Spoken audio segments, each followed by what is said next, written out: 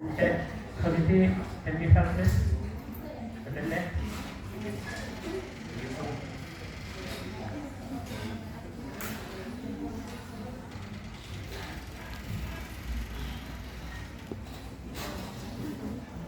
Sebentar Prof, sebentar ini.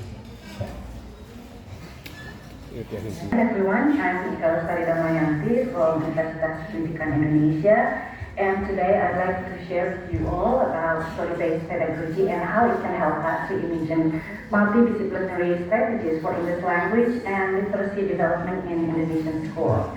Okay, could you please go to the next slide? Oh, okay. Equipan. My presentation is based on my research and work with teachers in Indonesia who participate in my research and also my community service program. Next slide, please. And as Indonesian, I think we are all aware, but I'd like to share this information again to our colleagues from overseas that Indonesia is home to 17,000 islands, 700 languages, 300 ethnic groups, and 38 provinces. It's a mosaic of voices and traditions. This diversity is our richness as Indonesians, but at the same time, it's also a challenge for English language teaching. When classrooms are multilingual and resources uneven, then how do we design learning that is meaningful, inclusive, and connected to students' world? And my answer today is through stories. Next slide, please. When classrooms are multilingual and resources are uneven, so we have some challenges. And as we can see that now English is introduced since primary school in Indonesia is going to be compulsory subject in 2027, and the graduates of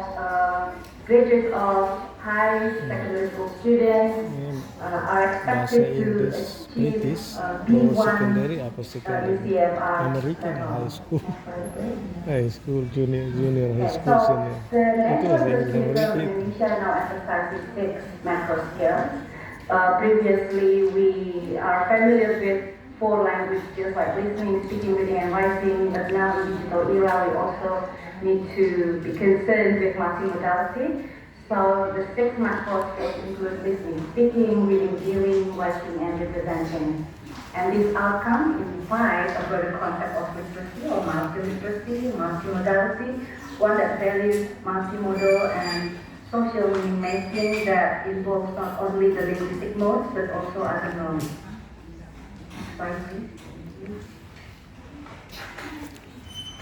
And as we know, in Indonesia, many teachers will work with large classes of 40 to 50 students.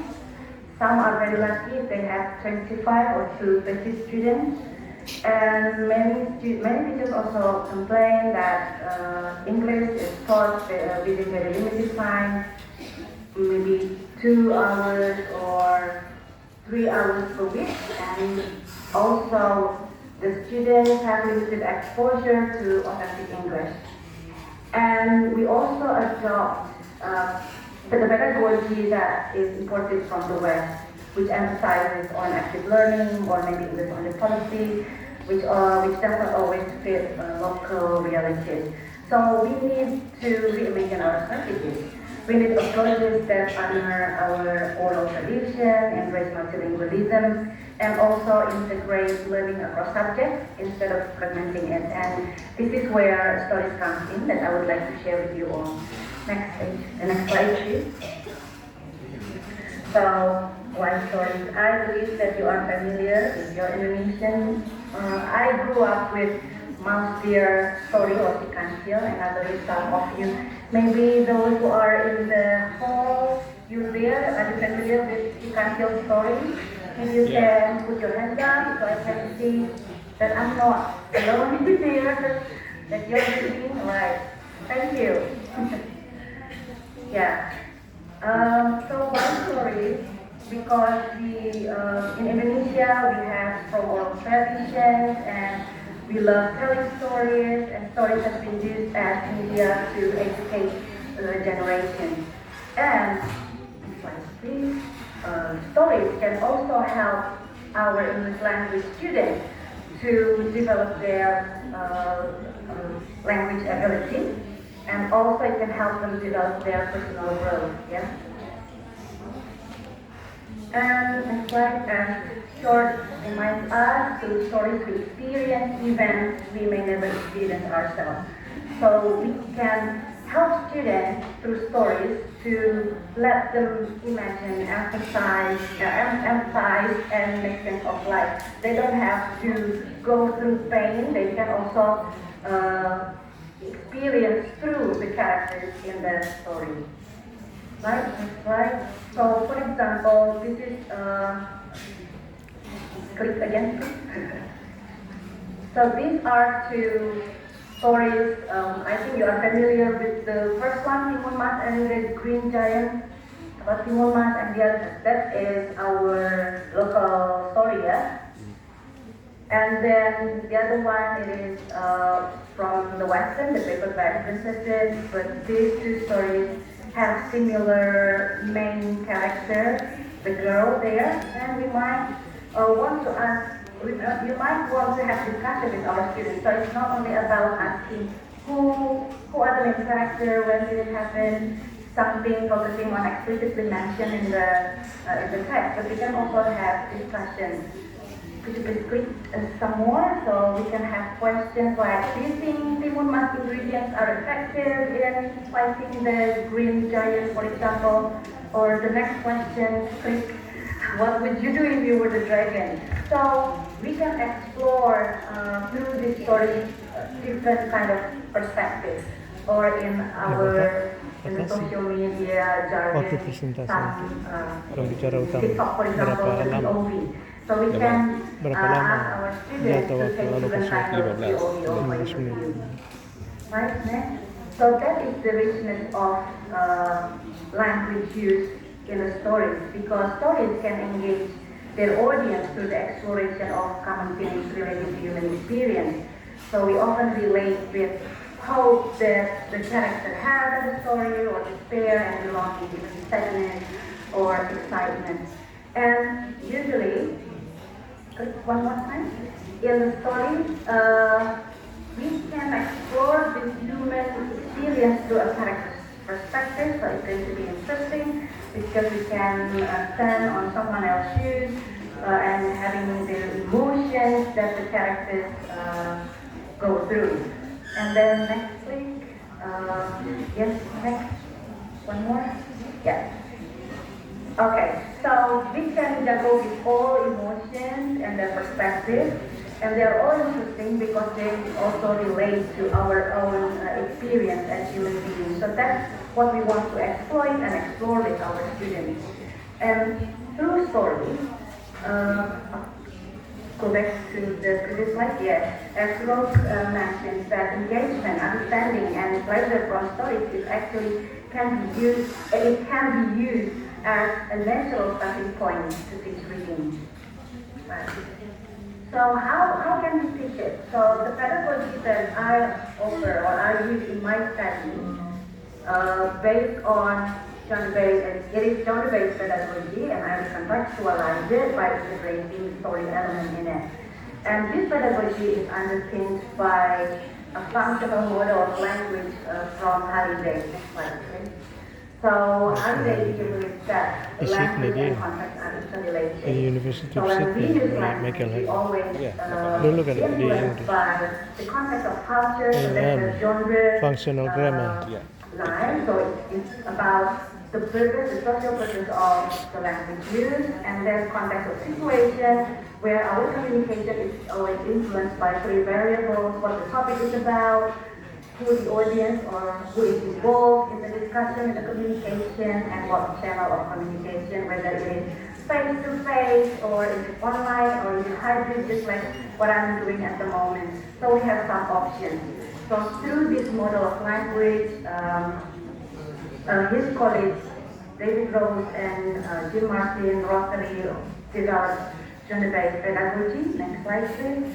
And the third generation of gender pedagogy is called as Reading to Learn pedagogy, where this helps students to work and to explore language patterns used by proficient language users, especially in the written text. Yeah. Okay. Now, in Australia, because this is developed in Australia to help disadvantaged students like immigrant students who tend to be left behind. I mean, they Storytelling, don't really excel Mulai just dari like other sharing story. students. Or So really this for pedagogy to storytelling, help join scaffold these students so that they can achieve literacy skills that is expected by the curriculum. And as you know, the situation in Australia and Indonesia is different, yeah? The teachers there, so English language teaching in that program is for students where the community all speak English. But in Indonesia, in the community, the students will not, in many cases, they will not use English for everyday interaction. So in Indonesia, we have more demands, like we need to be able to help students to develop their oral language as well as the written language. And here when I developed additional title into this pedagogy, the oral story sharing pedagogy. So this, I celebrate the oral tradition that we have as Indonesians and using story as a starting point. And the title here actually is mirroring the genre pedagogy title. Next slide, please. For example, in the next slide, yeah. One of the projects that I work with the teachers in Taliban area in Bandung, for example, the first phase is that the teacher helps the students to get to know the main keywording before they listen to the teachers who is going to perform the storytelling, and then after that, the teacher with the students, they do the storytelling, and when the students are ready, the students can do the performance by themselves. After the cycle ends and all the students have enjoyed the story and they also enjoy the performance, then we move on to the next stage. Next slide, please. To the detailed reading. This is where the students work with the written text. So instead of jumping into the written text, the students explore the story itself or the text through oral storytelling activities. Here in the written text, when they are exposed to written text, they have already got some background. They have heard some words written in the text through the oral storytelling activities earlier. In the detailed reading, the students and help or supported by the teachers try to identify the pattern used in the story. And after this, the next stage is that the teacher and students join rewrite a new story. So they work together to write a new story using the patterns that they have identified earlier in the detailed reading. Now, what about the multidisciplinarity? How story is used in English language teaching and can also be connected to other subjects at school? Slide, please.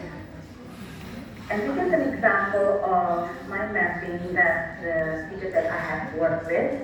They develop this, or they work together. It's not only English language teachers, but also teachers of other subjects. They focus on one topic, let's say it's about life cycle. So they have identified the learning outcomes from the curriculum, and then they have discussion, they collaborate, and they map out some topics that they can work together throughout the week or month or semester. So it's their call, but the main important ingredient is that the collaboration between English language teachers and also other subjects.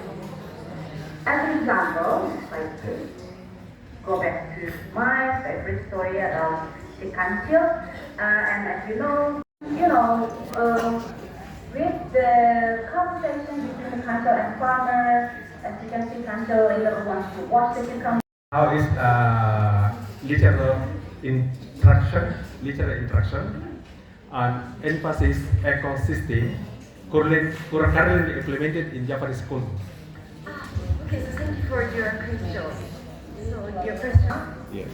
actually about environmental crisis in environmental crisis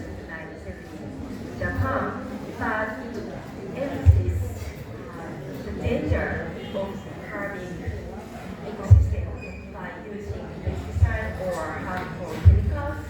Also, so it was written after 1960s. So when the pollution was very big issues in Japan, so after she experienced that period, she already knew that that kind of substances or chemicals were very harmful, but the science didn't show the evidence. So she want to try to emphasize that those harmful chemicals would have impact in ecosystem, bigger impact in ecosystem in Japan in the future. Ya, Oke, Yeah, baik. that's very good. suaranya bedanya kan Terima kasih. bagaimana sekarang ini pembelajaran sastra tentang ini. Thank you very much. My name is Viviani Anna from Japanese Literature Department. So I would like to saya ingin berkomentar saja ke Prof. Andi Ahmad. Jadi kebetulan suami saya orang Sidrap. Jadi setiap kali saya ke Sidrap, pada saat saya melihat bangunan atau rumah yang bagus gitu, saya bilang, "Wih, perasaan terakhir kali ke sini tidak ada." Kata suami saya ada dua opsi. Kalau bukan pas sobis, narkoba. Dan saya bilang, apakah orang sekitarnya itu benar atau gimana? Kata dia, itu sudah lazim sekarang. Jadi saya tidak tahu, mungkin yang Prof tadi ini bisa dibilang bukan budaya, mungkin belum sampai ke situ, tapi ini adalah suatu fenomena sosial yang luar biasa di daerah sana. And then I would like to ask also, so from your presentation, you show us how the impact of this kind of literature works to the readers. I would like to know how your opinion about the impact of this kind of like ariosis, compound pollution, the impact to the government policy. Thank you. Silakan, Prof. Bagaimana narkoba dan pasobis di sini lagi, Prof? Bagaimana tanggapannya? Iya, Ibu Vivi, jadi memang benar ya, kalau Sidrap itu dikenal dengan 4S. Jadi 4S. S yang pertama itu adalah sabun ayam. S-nya sabun ayam. Yang kedua adalah sobis. Ya. Nah, yang ketiga adalah sabu. Ya, jadi sabu, sobis, sabun ayam, dan yang terakhir ada tambahan menjadi 4 ya. Awalnya 3, seks bebas. Jadi sudah komplit benar ini. Ini menurut data yang kita dapat ya. Nah, terkait dengan soal apa yang tadi ya, yang saya sebut dengan normalisasi kejahatan ya. Jadi memang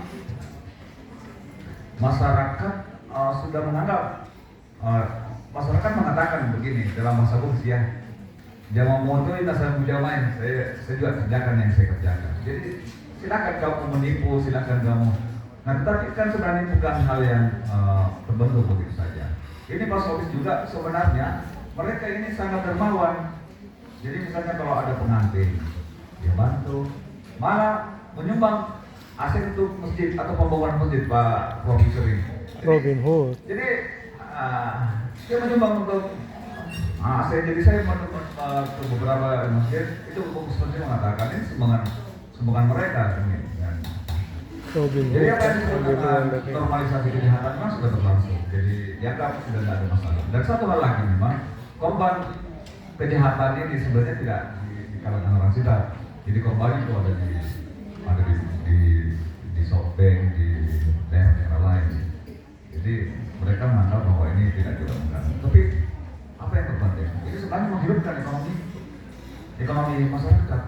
Jadi apa yang menarik kalangan pekerja seks datang, ya karena perputaran uang cukup tinggi di Sidrap, sangat tinggi. Jadi mereka datang ini, jadi saya kira memang kegiatan-kegiatan yang kita sebut dengan ekonomi digital yang berkembang. Ibu Cemati MA PhD, Profesor Andrea SHMH, Prof. Montar, Prof. Ika Sedamayanti MA PhD. Selanjutnya kami Ibu Dr. Carmila Mokaginta SS MHum MA. Next, the second plenary session will be moderated by Dr. Carmila Mokaginta SS MHum MA. Please welcome.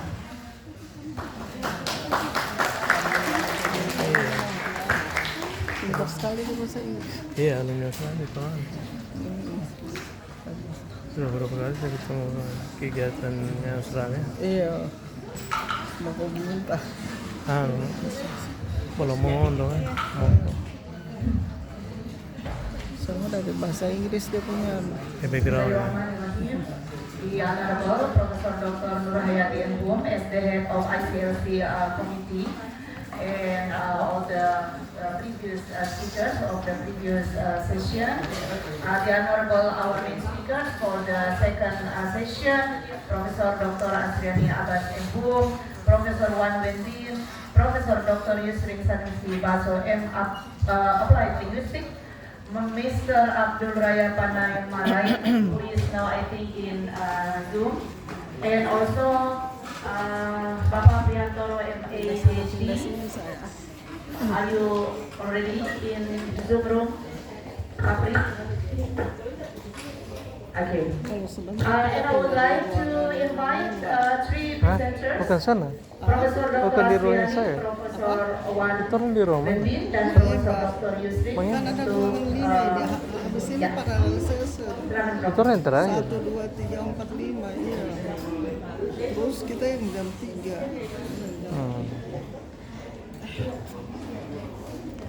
Yeah, and also a translator for Prof.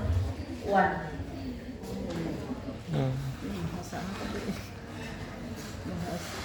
Professor, lecturers, presenters, participants, and the committee of the 6th International Conference on Linguistics and Cultural Studies, or ICLC 6. Assalamualaikum warahmatullahi wabarakatuh. Waalaikumsalam. And good day to all of us. Ladies and gentlemen, in this session we will have presentations from 5 speakers, and I will allocate about 10 minutes for each speaker, and after that we will have a question and answer session. The first speaker for this session is Prof. Dr. Asriani there is a change actually. The first speaker for this second session is Professor Dr. Yusri Sanusi Baso and Master of Applied Linguistics. Please allow me to read the curriculum vitae of Prof. Yusri. Prof. Yusri is a strategic academic leader, curriculum development expert, and e-learning specialist. He is from here, Makassar, and he can be reached by phone 0811 44519973 or email yusri@unas.ac.id. Professor Yusri is a lecturer at Hasanuddin University. He is quite famous for developing and implementing an academic information system. We all know it as Sekolah, adopted by Hasanuddin University. He is also a reviewer and facilitator at the Ministry of Education, Culture, Research and Technology Indonesia. He has significant roles in this university, in the Learning Development Division, in Media Learning Resources and E-Learning Center, and also of course in the Arabic Literature Study Program. Dia ke untuk presentasi penjamin mutu. Prof. Yusri is also the chairman of Sawatul Izat Pangkal Islamic Boarding School Foundation. He obtained a bachelor degree in Arabic language from Hasanuddin University, a master degree in applied and computational linguistics from the University of Newcastle, Australia, and a doctorate degree in Arabic education from Universitas Islam Negeri Alauddin, Makassar, Indonesia. He also participated in learning programs in Arts and Social Science at University of Sydney, Australia, and another program in Science and Technology at USIM, Malaysia. Prof. Yusri is very productive in publication, His articles have been published in international journals and also national journals. He also presented in national and international conferences. His main interest is computer-assisted language learning or CAL.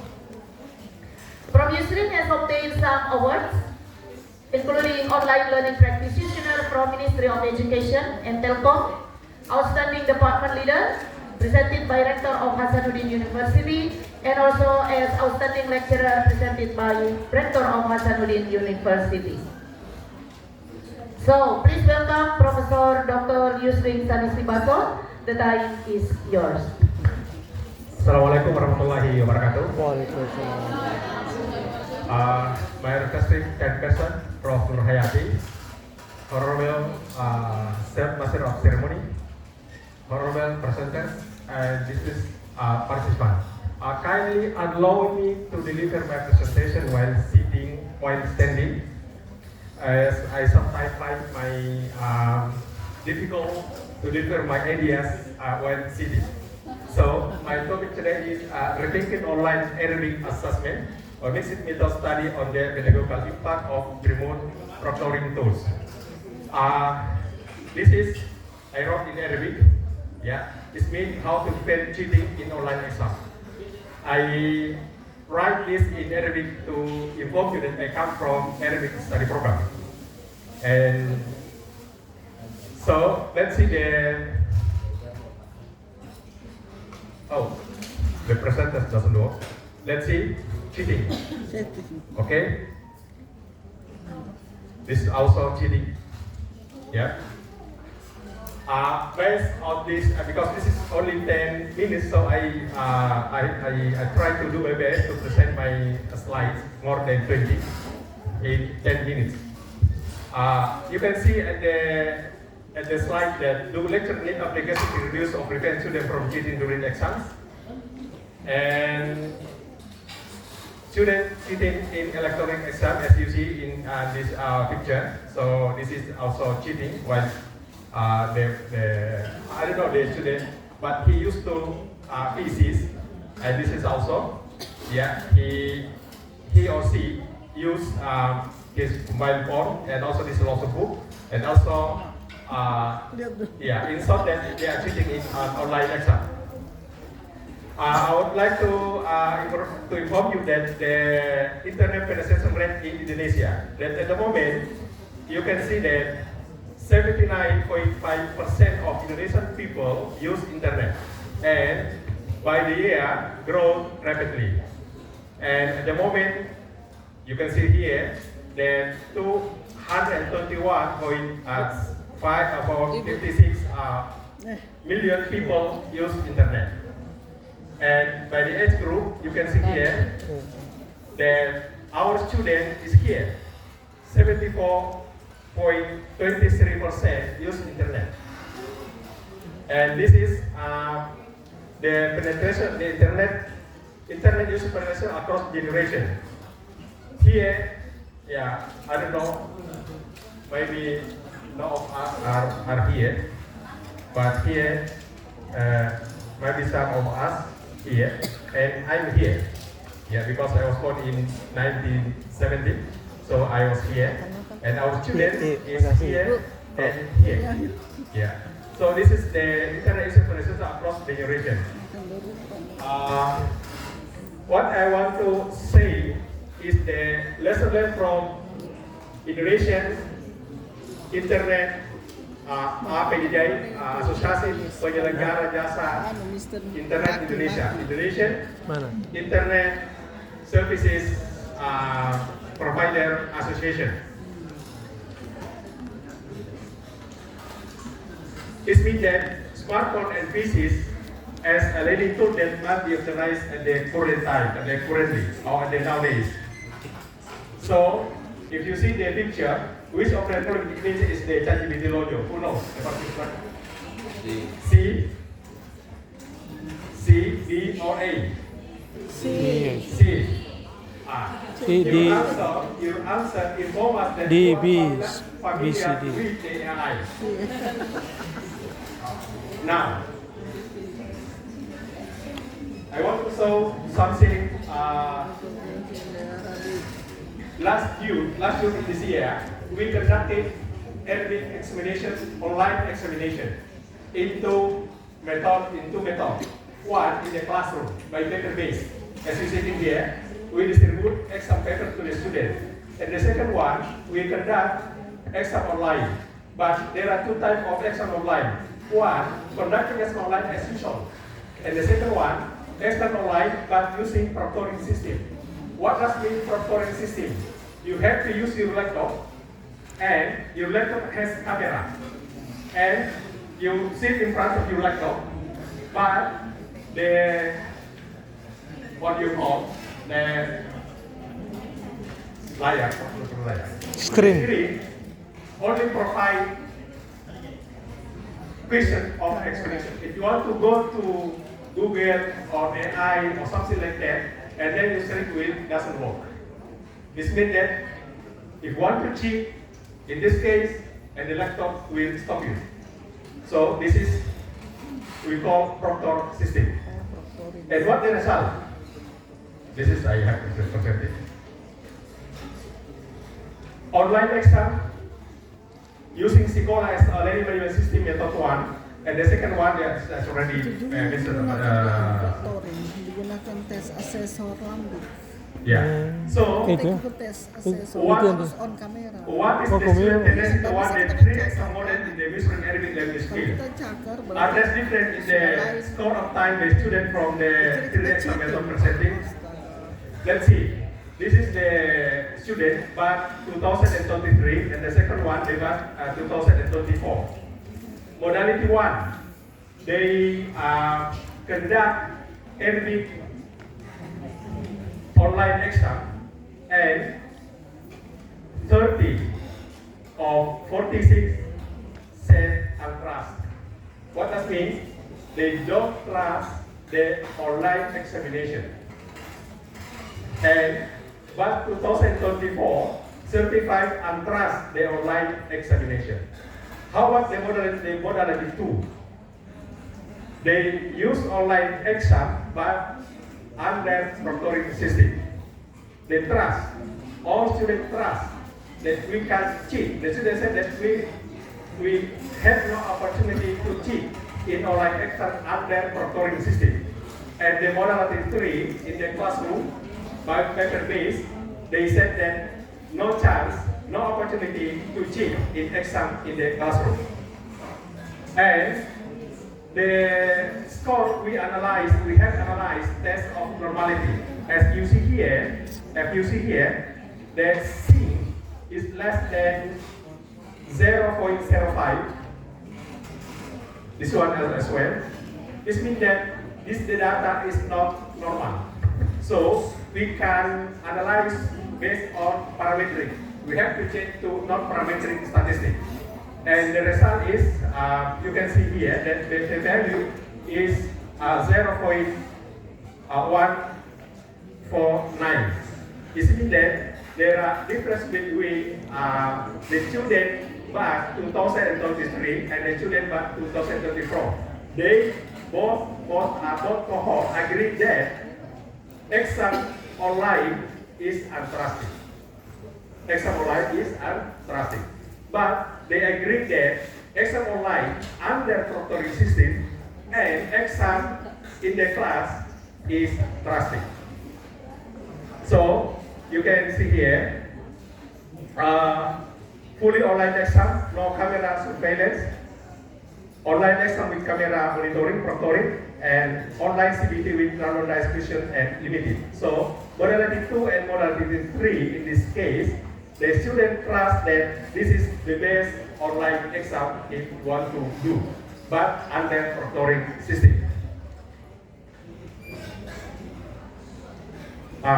Let's see here, this is the interpretation of student attitude. Modality 2 and 3, student attitude are more positive and consistent with higher median score and few outliers. Best online exam model to minimize cheating. Modality 2, proctoring online exam, or modality 3, randomized CBT with time on trial. Cheating is harder to commit. Students find the model acceptable and fair. data so stable and high attitude score. Actually, I want to demonstrate this application to you, but we have only 10 minutes, so we have limited time. But you can go to my YouTube channel. I have uploaded my video how to conduct online assessment under proctoring system. And if you go to my channel, don't forget to subscribe, like, and share. This is the mean score of multiple question. You see here, modality 1. It means that online, as usual, the average score more than 90 or even 95. But in modality 2, online under proctoring system, and in CBT in the classroom, the score less than 80. The average less than 80. This means that this is the best one of online, and this is the classroom as usual. Summary of finding: aspect cheating risk. If you use modality 1, cheating risk is high. But if you choose the modality 2, cheating is low. Yeah, as well as modality 3, cheating is low. Student attitude, very unstable. This means that among students, they are agreed, and among them disagree. But in modality 2 and modality 3, all students consistent and positive, and they agree to if examination conducted in online and proctoring or in the classroom is paper-based. Level of awareness, pursuit of law, artificial intelligence, everything can do it, everything can answer, everything by AI. But by proctoring system, no student can do that. So make sure that in the future we have to implement this proctor system in our university. So you can go to our. Let's give a big applause. And you've got a very interesting information. The Probius Ring has a YouTube channel where that you can visit if you want to explore more about the proctoring system that he has just presented just now. Thank you, Prof. Next, we are going to listen from the second presenter, Professor Dr. Asriani Abbas MHum, and please allow me to read her CV. Profesor Asriani Abbas lahir di Kabupaten Goa, Provinsi pada tahun 1966, mendapatkan sarjananya di Universitas Hasanuddin jurusan Sastra Indonesia pada tahun 1990, S2 program studi Bahasa Indonesia pada tahun 2002, serta S3 pada program Doktor Ilmu Linguistik Unhas pada tahun 2014. Beliau meraih gelar guru besar pada tahun 2023, so quite recently, 2 years ago, sebagai dosen tetap pada Departemen Sastra Indonesia Fakultas Ilmu Budaya Unhas. Beliau pernah mengikuti program Visiting Indonesian Scholar di Northern Illinois University, US, pernah menduduki jabatan sebagai Ketua Program Studi S2 Bahasa Indonesia FIB Unhas selama 2 periode, dan aktif menjadi pembicara pada berbagai seminar linguistik, sastra, budaya, dan pendidikan, baik yang berskala nasional maupun internasional. Beliau juga menjadi narasumber di berbagai perguruan tinggi dan media massa. Sejumlah artikel telah dimuat pada jurnal bereputasi nasional maupun internasional, dan bergabung pada Forum Silaturahim Doktor Indonesia atau Forsiladi dalam bidang penulisan dan penerbitan buku. Buku yang dihasilkan berjudul Morfosintaksis Verba Bahasa Makassar, dan menjadi tim penulis buku dengan judul Bahasa Indonesia untuk Mata Kuliah Umum, Anatomi Stilistika, dan buku penilaian autentik dalam pembelajaran membaca berbasis kearifan lokal, serta menjadi editor pada beberapa terbitan jurnal. Beliau dapat dikontak melalui email asriani.abbas@unhas.ac.id. Mari kita mendengarkan presentasi dari Profesor Asriani selama 10 menit ke depan. Prof, silakan Prof, the floor is yours. Terima kasih warahmatullahi wabarakatuh. Dan selamat siang yang terhormat pimpinan Fakultas Ilmu Budaya dan jajarannya, yang terhormat para narasumber baik dalam negeri maupun luar negeri, yang terhormat para presenter, yang terhormat para moderator, Yang terhormat panitia pelaksana seminar dan adik-adik mahasiswa yang saya banggakan. Judul makalah saya pada kesempatan ini ialah fenomena budaya digital di kalangan lintas generasi sebagai dampak evolusi bahasa. Terlebih dahulu karena yang saya lihat kali ini banyak generasi Z, oleh karena itu mungkin saya ingin diputarkan video barang 2 menit, mudah-mudahan tidak mengambil waktu yang lebih banyak. Silakan.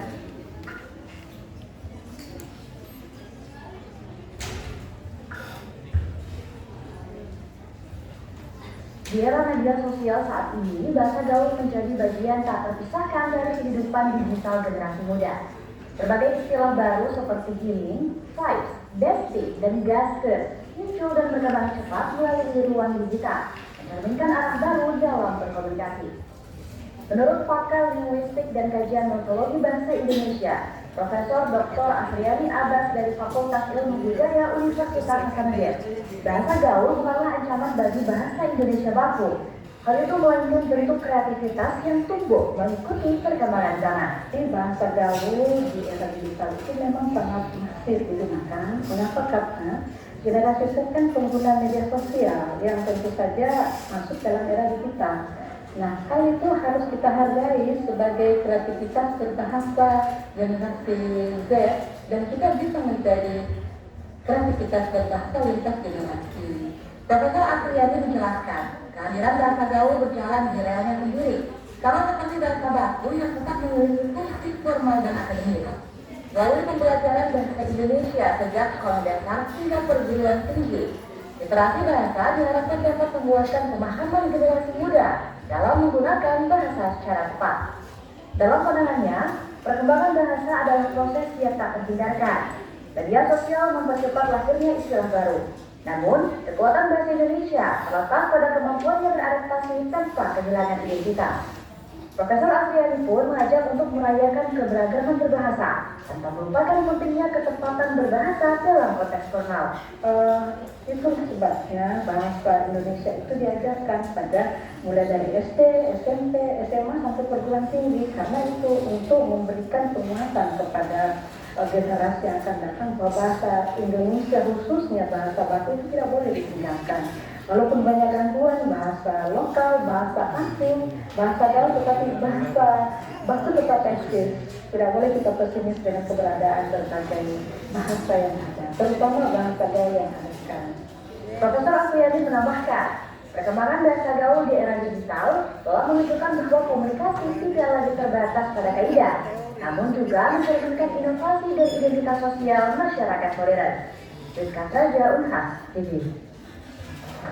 Baik, terima kasih. Era media sosial saat ini, bahasa gaul menjadi bagian tak terpisahkan. Baik, terima kasih. Ini untuk memberi perhatian kepada adik-adik mahasiswa di dalam penulisan akademia. Walaupun kalian selalu menggunakan bahasa gaul, tetapi jangan lupa di dalam penulisan akademia bahasa gaul tidak diperkenankan. Saya mulai materi saya, yaitu bahasa dan budaya merupakan dua pilar yang tak terpisahkan. Bahasa sebagai media komunikasi dan budaya sebagai cerminan peradaban. Ungkapan-ungkapan dalam suatu bahasa mencerminkan budaya dan karakter yang menjadi ikonik suatu komunitas dalam bermasyarakat. Dapat kita lihat contohnya pada koneksitas bahasa dan budaya dalam kehidupan sehari-hari. Misalnya dalam budaya Indonesia, ungkapan makan nasi biasanya mengacu pada makan berat, karena nasi adalah simbol makanan utama Indonesia. Namun, makanan berupa nasi bagi negara tertentu tidak dipahami sebagai aktivitas makan berat, karena makanan pokok mereka bervariasi seperti roti, pasta, dan gurita. Pasal menjelaskan bahwa hubungan antara bahasa dan budaya sangat membantu pandangan masyarakat dalam perspektif yang lebih luas dan memberi wawasan tentang karakter serta cara berbahasa lintas budaya.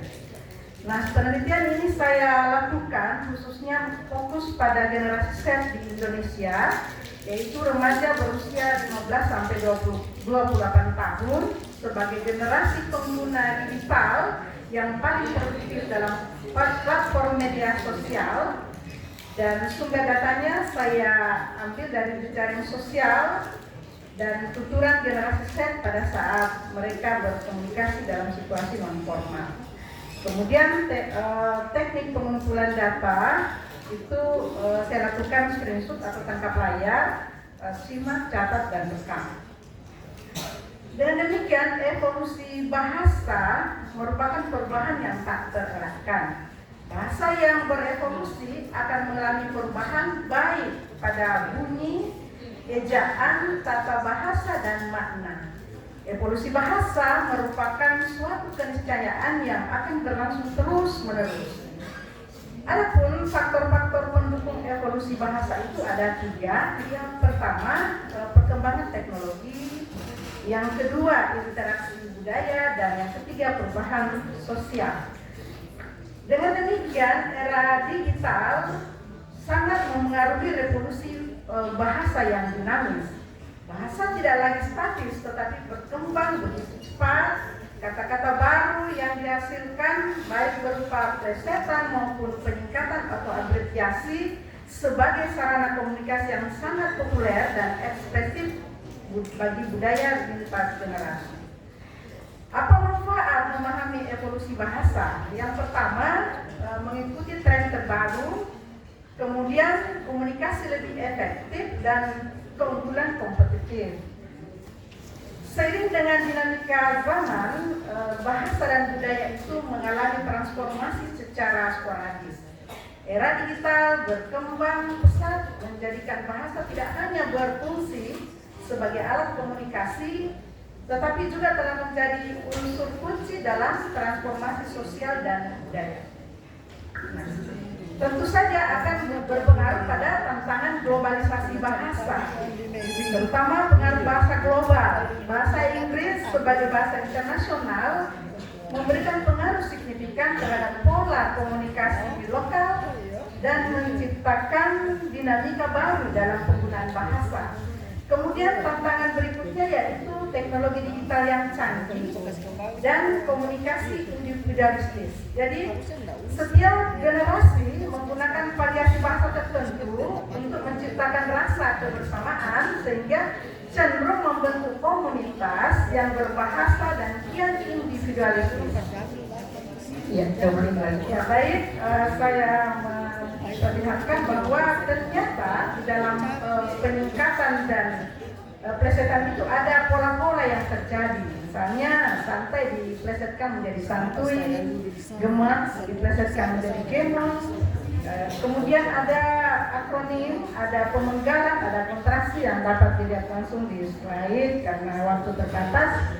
Kemudian inilah kata-kata populer generasi Z yang sering digunakan oleh mahasiswa baik di dalam kelas dan sebenarnya tidak boleh, tapi kadang-kadang mereka tidak menggunakan itu, padahal hanya cocok digunakan dalam situasi non formal. Ada pengaruh bahasa lokal, ada pengaruh bahasa Inggris. Kemudian apa karakteristik bahasa digital? Setelah saya melakukan penelitian, ternyata ada bahasa digital itu memiliki karakter. Yang pertama sangat singkat dan efisien. Kemudian yang kedua simbolik dan visual, artinya simbolnya selalu menggunakan emoji, stiker, GIF, dan meme ya. Kemudian bahasanya hybrid dan kontekstual. Ada kode mixing, yaitu pengaruh dari bahasa lokal, pengaruh dari bahasa Inggris. Kemudian itu sangat dinamis dan viral. Itu istilahnya cepat berubah, mengikuti budaya populer dan pergeseran tren digital yang selalu berkembang.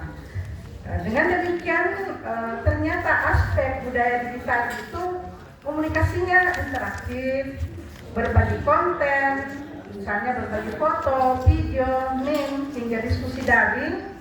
Kemudian penyebarannya secara global dan yang paling dekat adalah adaptasi konten itu sendiri.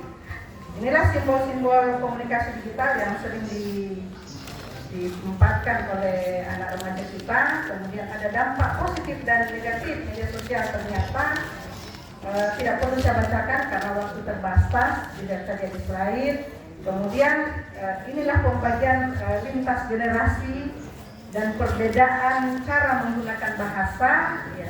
Jadi ada generasi alpha itu cenderung menggunakan emoji, GIF, dan TikTok. Kemudian pada generasi Z itu mengintegrasikan emoji, stiker, dan meme dengan menggunakan bahasa gaul.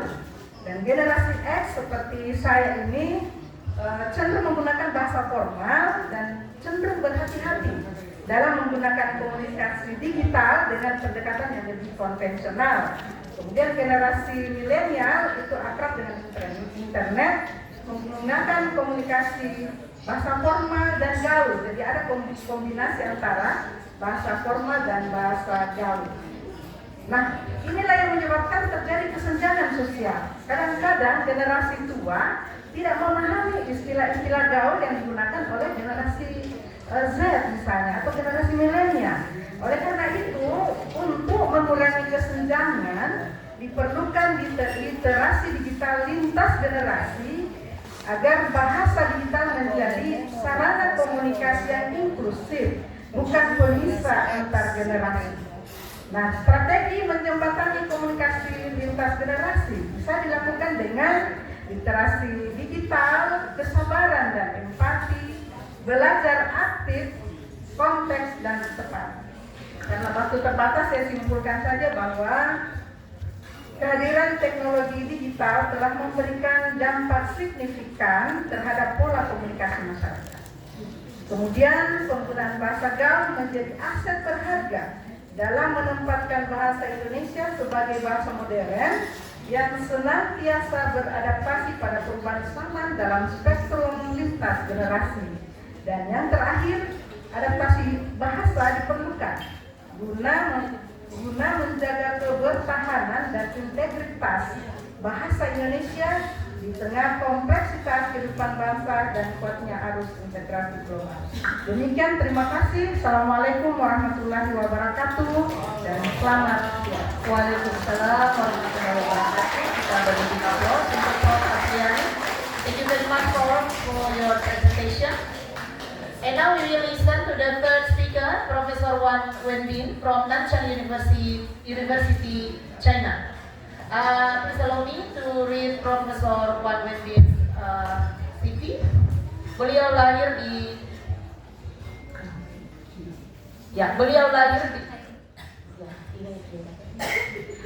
Profesor Wang Wenbin lahir di bulan Agustus tahun 1968. Beliau sekolahnya di Sekolah Humaniora Universitas Nanchang dan mendapatkan gelar doktor sastra dari Universitas Normal Tiongkok Timur Shanghai. Prof. Wang beralamat di distrik Honggutan, Kota Nanchang, Provinsi Jiangxi, dan alamat email beliau di www.163.com. Prof. Wang memiliki minat akademik dalam hal sastra dan pendidikan bahasa Mandarin internasional. Adapun karya beliau antara lain adalah kajian puisi Tang Xianzu, telaah kehidupan dan lingkaran sosial Tang Xianzu, serta implikasi estetika teori pesona spiritual. Ya, Profesor Wang, terkait isu. 非常感谢哈山鲁宾大学邀请我参加这次会议。 Saya sangat berterima kasih karena Universitas Hasanuddin telah mengundang saya untuk mengikuti acara ini. 非常感谢来听会的各位老师和同学们。 Sangat terima kasih karena telah mendengar beberapa penyambutan pembicaraan tadi dan juga bisa bertemu dengan dosen-dosen dan juga mahasiswa sekalian. 我不想耽误大家太多的时间，因为现在已经临近中午了。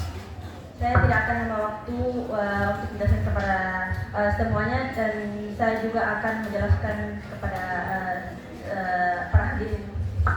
我的论文和 PPT 都提交给大会了，所以我在这里简单的讲一讲我要说的论文的内容。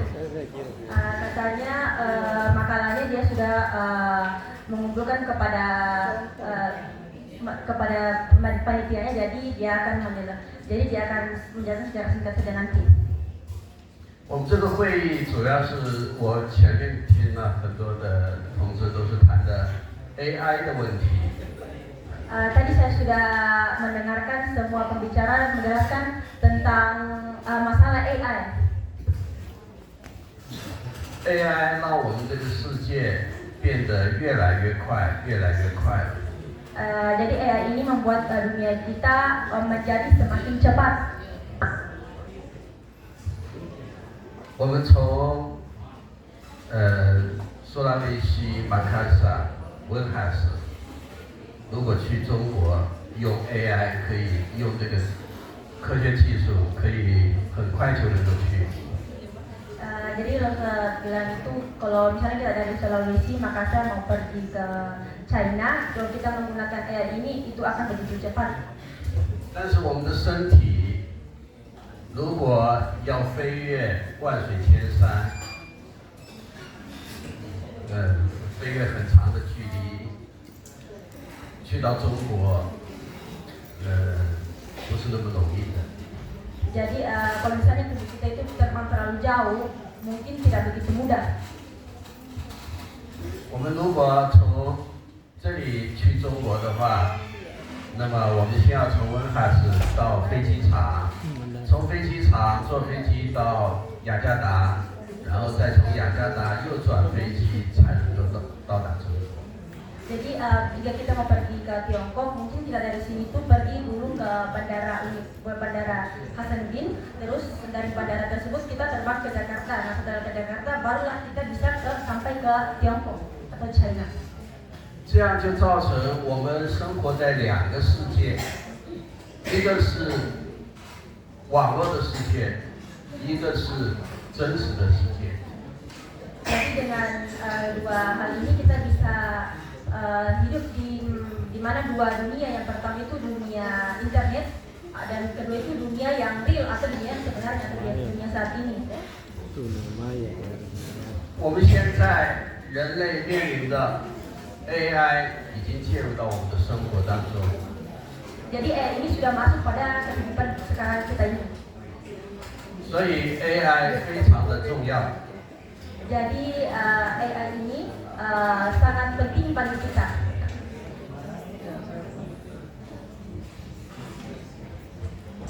面对 AI， 语言文学教育已经是一个历史的转折点。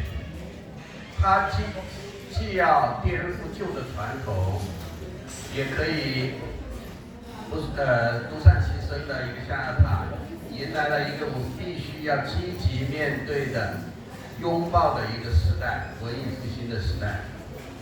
Jadi menghadapi era kecerdasan buatan, pengajaran bahasa dan sastra ini berada pada titik balik sejarah. Ia bukanlah tradisi lama yang akan digulingkan, bukan pula menara gading yang dapat bertahan sendiri, melainkan memasuki periode Renaissance, di mana ia harus secara aktif merangkul perubahan dan mendefinisikan kembali nilainya sendiri.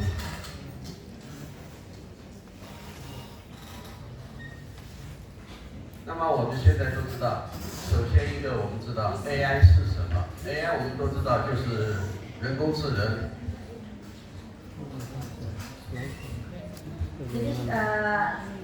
Jadi semuanya itu kita masih tahu AI itu adalah kecerdasan buatan. 第二一个呢，就是 AI 它要做什么？ Yang kedua itu AI itu mau melakukan apa? AI 它完全可以改变我们的生活，改变我们的世界。 Jadi AI itu dapat mengubah kehidupan kita atau mengubah dunia kita. 那么作为 AI 的这种人工智能呢，它有低层次的，还有高层次的。 Jadi AI ini mempunyai kekuatan, kemampuannya dan juga ada kelemahannya. 低层次的 AI， 它服务于我们的生活，让我们的生活变得更加的方便。 Jadi AI ini membuat kehidupan kita lebih praktis atau lebih cepat. 那么高层次的 AI 呢，它让我们的生活啊变得有的时候变得很危险。 Jadi AI juga bisa membuat kita sangat berbahaya. 为什么说很危险呢？因为 AI 它可以让我们变得非常的懒惰。 Kenapa AI ini sangat berbahaya? Karena Rosa bilang itu AI bisa membuat kita itu sangat malas. 因为似乎 AI 可以代替我们人做一切的事情。 Karena AI ini bisa membantu kita melakukan semua pekerjaan atau tugas-tugas yang ada. 甚至有的人说，有了 AI 以后就没有作家了。 Jadi Dulu berkata jika ada AI itu tugas-tugas kita itu sudah tidak dilakukan lagi, jadi AI yang melakukan hal tugas tersebut. 我们都知道，这个世界分成一个一个的国家，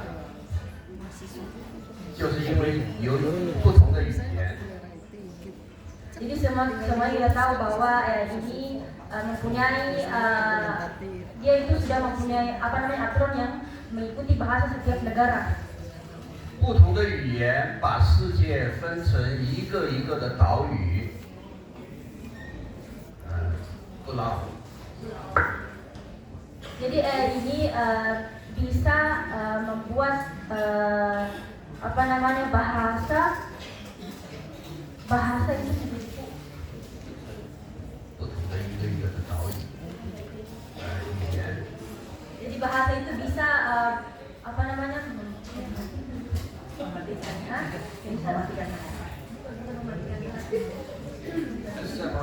separate different islands. Bisa membedakan pulau, ya. Jadi bisa membedakan pulau yang tidak sama.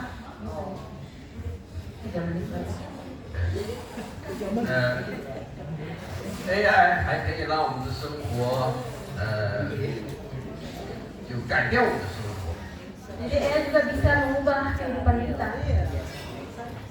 所以很多人说 AI 继续的发展下去 ，AI 非常的危险，甚至以后我们也可以不用谈恋爱了，不用有自己的爱人了，因为 AI 可以帮你解决这个问题。 Jadi ini perkembangannya sangat berbahaya karena kita sudah tidak bisa berpacaran, kita sudah tidak mau berpacaran, tidak mau mencintai seseorang.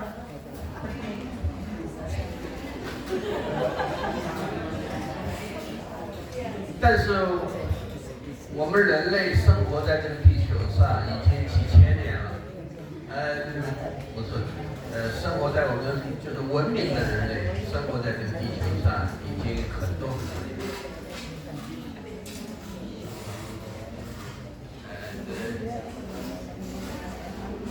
The human being live in the earth and 很多年。 Many years.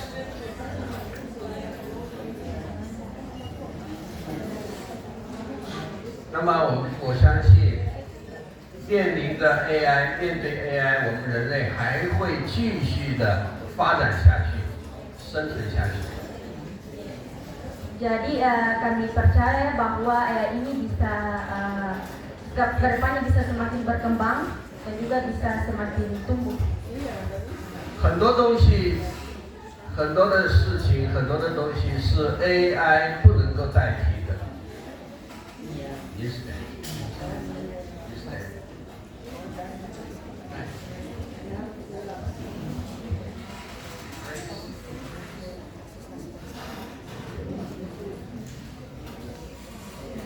Oh, jadi ini dapat mengganti semuanya.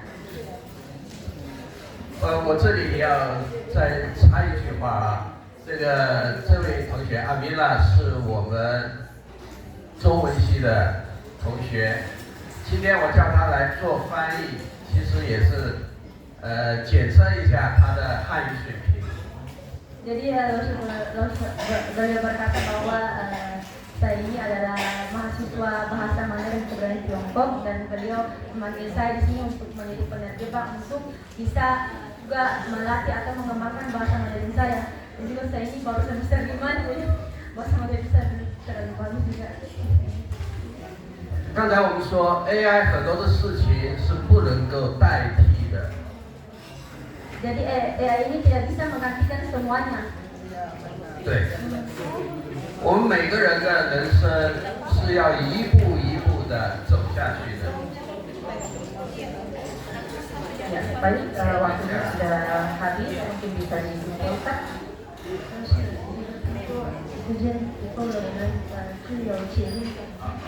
好的，我的结论就是conclusion 啊，我的结论就是 AI 永远不能够代替我们人本身，我们人要永远的在这个地球上发展下去，一定会利用 AI， 并且超越 AI。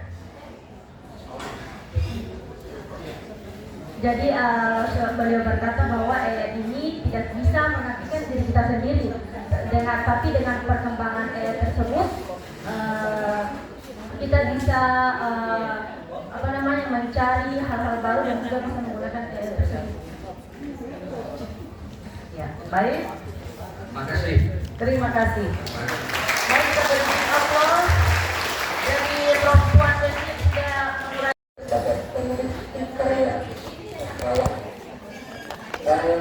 Saya berpandangan bahwa pada zaman era ini kita tidak bisa lagi mengartikan keberadaan AI ataupun digital dalam kehidupan kita sebagai baik sebagai proses, sebagai siswa, sebagai manusia biasa, sebagai orang awam.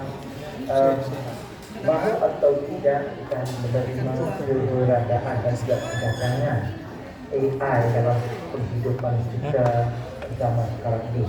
Dalam konteks penulisan sebagai seorang akademik dan juga sebagai seorang sastrawan, seniman ataupun penyair, kita tidak bisa menafikan bahwa AI itu sangat membantu kita dalam berkaryaan. Nah, tadi saya itu diberi berkaryaan kan. Pada mulanya saya secara pribadi saya juga saksi kepada kemampuan AI ini, apakah bisa mengganti AI, can AI replace human creativity? Itu pertanyaan saya. Apakah AI bisa mengganti kreativitas manusia gitu? Itu pertanyaan saya terhadap diri saya apabila saya mau menulis berusaha membentangkan makalah pada hari ini, pembentang pada hari ini. Baik, seterusnya apabila kita menyebut sastra itu ada dia bersifat imajinatif, kreativitas, dan juga ada pengalaman dan ilmu dalam penulisan karya itu. Jadi pertanyaan saya, apakah AI mempunyai imajinatif, ataupun mempunyai kreativitas dan juga mempunyai pengalaman dan ilmu? Ternyata seterusnya AI ini ataupun dalam bahasa Melayu kita sebut dipanggil juga kepintaran buatan ya, artificial intelligence. Teruskan, next point, AI. Teruskan, saya guna kepintaran buatan ABC ya, saya guna AI dalam bahasa Melayu kepintaran buatan. Oke, teruskan. Saya kurang meyakini bahwa AI dapat membantu, tapi setelah saya berkecimpung dalam bidang akademik untuk menulis esai dan juga saya juga penulis puisi dan saya juga cerpenis dan juga menggunakan berbagai alat yang ada, antaranya contohnya ChatGPT ini sangat membantu sebenarnya untuk kita berkarya dan juga menulis cerita-cerita fiksi, novel, puisi dan cerpen sebagainya. Oke, seterusnya. Next. Saya mau Ini pertanyaan saya tadi dari replace human creativity. Jawabannya jika saya tanya ChatGPT, dia kata AI can enhance creativity, but it cannot fully take over human creativity. AI will replace human creativity, but it will transform it.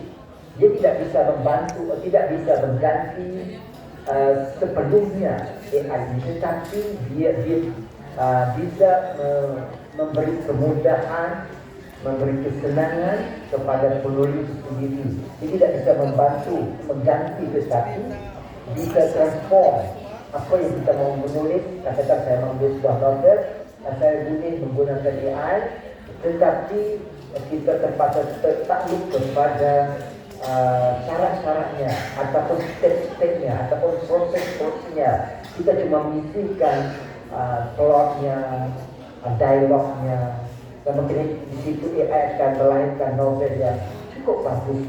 Tetapi bagi saya perlu juga diedit, disunting sebelum diterbitkan. Oke, seterusnya. Next PowerPoint. Ini saya belum bilang tadi bahwa human and AI will probably collaborate. Kita bisa manusia sama itu KB itu bisa bergabung, membantu untuk dalam soal. Kita mungkin AI tidak ada emosi, tidak ada wiki, tidak ada imajinasi, tetapi beliau mempunyai AI itu mempunyai alat canggih, kecanggihan itu. Jadi kita boleh mengisi emosi, imajinasi kita, kecerdasan pemikiran kita untuk berkongsi sama AI, dan AI membantu untuk generate novel ataupun karya sendiri. Oke, teruskan. Penulis bagi saya seniman karya harus bijak memanipulasi KB ataupun AI. Pertama, harus menjadi AI itu bagian daripada proses kreativitas kita. Nah, oke, yang kedua, seterusnya kita harus bekerja sama dalam soal seni penceritaan, storytelling, ya. Harus menggunakan AI ini untuk lebih mempercepat dan lebih lagi lebih lagi produktif dan produktif dalam karya kita. Cuma integritas itu walaupun AI tidak miliki, tapi integritas itu akan lahir secara otomatis apabila kita mengisi pola-pola ataupun proses itu dengan tepat. Nanti AI itu akan melahirkan novel ataupun fiksi mengikut apa yang kita kehendaki dan kita hasrat ataupun yang kita niat. Contohnya kita mau melahirkan sebuah cerita berbentuk misteri, harus yakin bahwa langkah-langkah, step-step itu diisi dengan norma-norma ataupun aspek-aspek penulisan novel misteri gitu, kayak itu ya. Oke, yang ketiga. Iya, 3 menit lagi, Prof. Yang ketiga, yang keempat, seterusnya. Yang keempat, seterusnya. Seterusnya saya udah. Oke, terusnya. Sebelum AI, jadi kita ke atas. Kita bisa saja menggunakan AI tool. Minta ke atas sedikit PowerPoint, minta yang ke depan, AI tool. Ini adalah contoh alat-alat AI yang bisa guna untuk kita menulis fiksi ataupun cerita, cerpen, novel. Dan kita bisa aja memilih menggunakan pseudowrite, novel character, pro writing aid, word tool, write sonic. Ini semua kita bisa menggunakan, tergantung pada kita mana yang mau kita suka. Ini bukan hanya sekadar ini ya, tapi lebih banyak kalau kita cari dalam App Store itu memang lumayan banyak. Jadi bisa kita guna mana yang kita suka itu. Oke, seterusnya. Seterusnya ini Bapak AI model Herbert. Dia mengatakan bukanlah tujuan saya untuk merancangkan saudara sekalian, tetapi yang paling mudah untuk saya simpulkan dia adalah dengan mengatakan bahwa dewasa ini telah ada mesin yang boleh berpikir, belajar dan mencipta. Bahkan kebolehan mesin tersebut hari demi hari bertambah hebat sehingga pada suatu hari nanti kebolehan mesin tersebut untuk menyelesaikan masalah akan melebihi keupayaan penciptanya sendiri. Ini beliau menyatakan tahun 50-an ataupun 60-an gitu ya. Sudah waktu itu beliau sudah telah meramalkan bahwa nanti suatu hari nanti akan ada satu mesin yang bisa saja mengganti kebolehan, kepintaran manusia. Jadi ternyata sudah berlalu separuh abad. Kini kita sudah punya berbagai apps yang saya tunjukkan tadi. Antara salah satunya yang kerap siswa mahasiswa guna adalah ChatGPT ya, menjadi bapak-bapak profesor ini sangat bosan dan juga keliru karena anak-anak sekarang kalau sudah diberi tugas mereka juga mencipta essay dalam 1 menit gara-gara ada ChatGPT. Ini luar biasa dunia sekarang. Jadi kita seterusnya.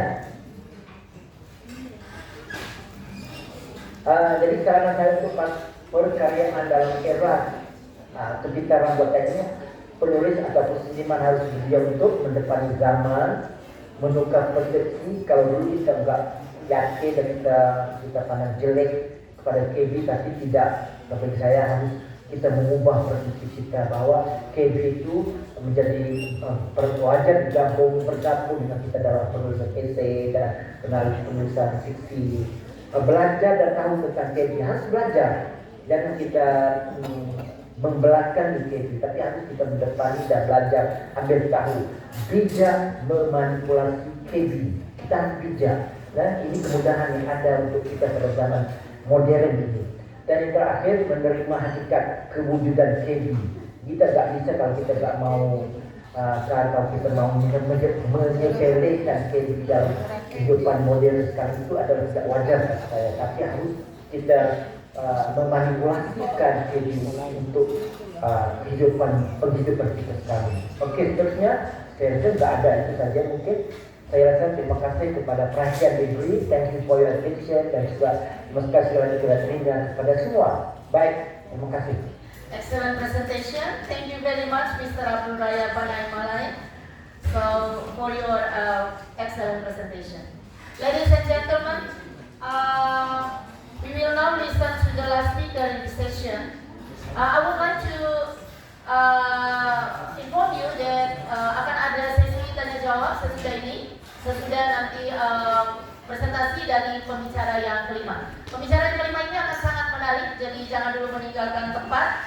Saya akan memberikan nanti sebentar kesempatan untuk bertanya, baik bagi yang ada di Aula Matulada maupun yang ada di ruangan Zoom.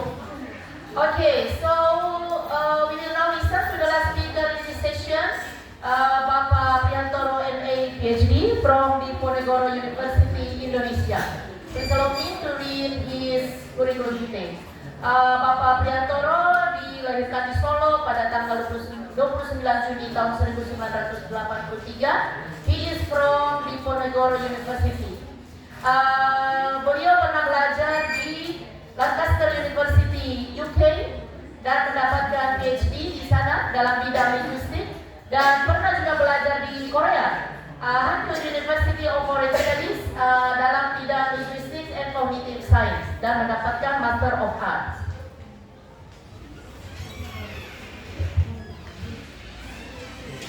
Dan untuk S1 atau Bachelor itu diperoleh di Universitas Diponegoro pada program studi English Language and Literature. Email address of Pak Priantoro adalah priantoro@lin.undip.ac.id. And research interest: corpus linguistics, natural language processing, discourse analysis, corpus syntax translation, corpus assisted language learning, and data driven learning. Pak Pri, bagaimana kabarnya Pak Pri? Baik. Alhamdulillah, selamat berjumpa ya Pak. Iya. Ya Pak. Baik Pak. So ladies and gentlemen, let's extend a warm welcome to our main speaker, Priantoro MA PhD. The floor is yours. Yes, thank you very much for the warm introduction. and Dr. Kandra. First, I am thankful for the invitation by the Committee of the International Conference on Linguistic and Cultural Studies, Faculty of Cultures and Sciences at the University. I look forward to share my findings and my insights with colleagues and academia from across the globe, because this is an international conference. Yeah, so this is the title of my presentation. I'm going to put it on the slide here. Can you see my slides? Yes. Yes, looks good. Okay, thank you. Right, so no need for any introduction, but now I'm going to run a little bit of a test, okay? So what crosses in your mind when I mention one word, and then after that you think about it, okay? But don't do anything, just think about it, just keep it in your mind. So the word is, listen carefully, the word is palubasa. Okay, so the first word that crosses in your mind, yeah, now write it on the chat box. Any word. The word is palubasa.